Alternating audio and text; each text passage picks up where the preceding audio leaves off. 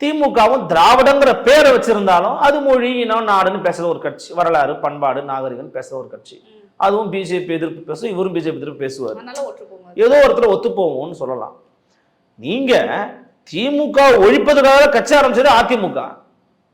என்ன சொன்னார் எம்ஜிஆர்? திமுக என்னும் தீய சக்தின்னு.